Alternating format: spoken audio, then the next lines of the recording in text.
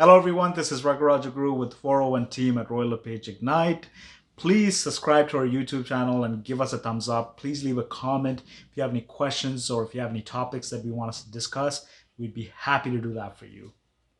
Okay, without further ado, let's get started on the Durham regional market. Um, Before I begin, honestly, we're in a time where nothing is predictable as the kind of economical shock that we're enduring right now. We've never faced before, nor do we have a record or like a template on how things are going to play out. So you're going to see a lot of articles coming up with, mortgage arrears and this and that. Honestly, nobody knows at this point what's going to happen. Personally, we believe that the unemployment rate is at 13 point something percentage right now, but we very well know that as the provinces across this country starts opening up more businesses, that's going to go down. So this could be really the peak that we can see, and eventually when we start opening up more and more businesses, that number is going to go down. Now, is it going to go down to normal? Nobody knows, right? We're not going to know until maybe like a couple of months down the line. So for anyone to be saying that I am assuming that the prices are going to go down or this and that, really they're just speculating right now, and it's nothing more than a speculation. Anywho, let's get started with the numbers. For April 2020 in Durham region, about 513 homes sold.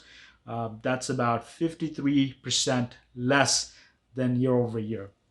New listings went down also.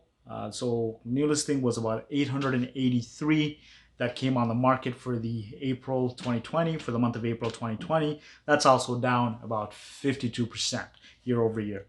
Active listings, which means the listings that were left at the last day of the month that weren't sold, it was about 1,183. That was about 41% down from a year ago. So the difference between new listings is an active listing is that new listings comes on the market for that particular month. An active listing is any listing that hasn't been sold by the end of the month and it's still on the market. That's what the difference is, right? So active listing, as you can see, we had about 1,183 homes not sell in Durham region end of April, right there. Thus, because the sales were 513 and the active listing at 1,183, our months of inventory is at 2.3, which is actually not bad. So when you look at overall the market, we are actually at a 2.3 months of inventory. What does that mean? We're actually in a seller's territory. However, it's worth to mention that 2.3 months of inventory for the month of April, it's actually the highest we have seen since last 4 years. That means that, the market is a seller's market, but it's not a great seller's market.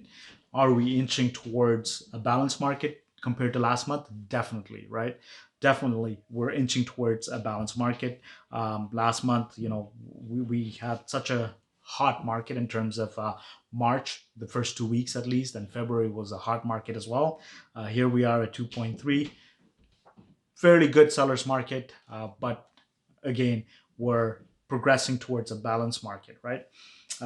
If more listings keep coming on the market and the consumption of the listing is a lot less, then eventually we're going to end up in a balanced market and eventually a buyer's market after that. So that's pretty much the months of inventory for Durham region. How do we do in terms of condo apartment? The composite benchmark price was at 456,600. Condos did exceptionally well, actually. So that's a 14% increase year over year and about 1.6% increase month over month. So for some odd reason, condo market is doing phenomenally well in Durham region. But again, it's better to monitor for another couple of months to see how the market is responding. Okay, so now we're going to check out another segment, the micro market. We're going to look at Oshawa to see what happened, and you'll be actually very surprised to see what's happening in Oshawa. I'm actually showing a lot of homes in Oshawa now using safety measures, and I'm very surprised at the rate of consumption and at the rate that these homes are selling.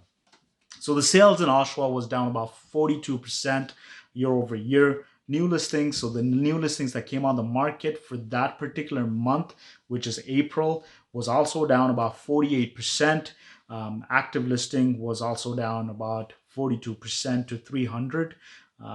So the months of inventory, which is phenomenal in Oshawa, is unchanged from the previous month, which is at 1.6. 1.6 is a really good seller's market. Like, it's a really good seller's market. I mean, if you take the overall average of Toronto Real Estate Board, I believe we were at 3.5. This is at 1.6. We're not anywhere close to the balanced market. So we're doing phenomenally well in Oshawa.